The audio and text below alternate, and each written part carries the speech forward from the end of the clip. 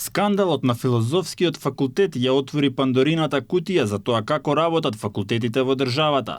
Министерката Јаневска најави дека преку евалуацијата ќе се чешлаат сите институции и дека јавноста наскоро ќе биде сведок на уште поголем скандал од оној на Филозофски, каде беа фатени студенти кои спротивно на законот запишале магистерски и докторски студии.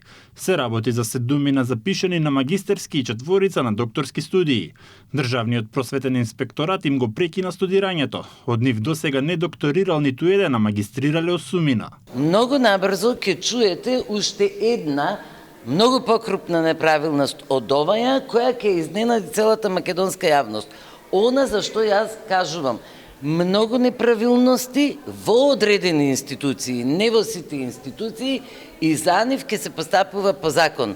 Вината, дали бил крив администрацијата, дали било криво раководството, дали и некои студенти учествувале во таквите действија, ќе ги утврдат соодветните органи. Јаневска вели дека државниот просветен инспекторат постапил по поплаки и жалби на поединци, пошто утврдил каде се пропустите и донел одлука како треба да се постапува. Јаневска го добила извештајот од Филозофскиот факултет. Викендов ќе биде на разгледување, а веќе од понеделник ќе се знаат деталите и ќе се постапува. Во текот на викендот ќе го обработиме и во понеделник веќе ќе носиме решение. Оваа состојба е затекната за сите нас.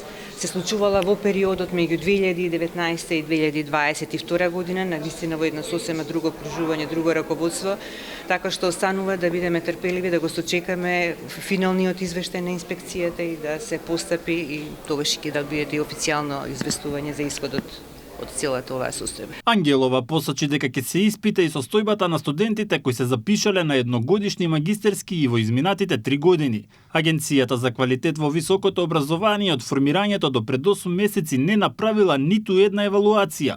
Само во изминатите 8 месеци се направени голем број евалуации со кои се утврдени неправилности.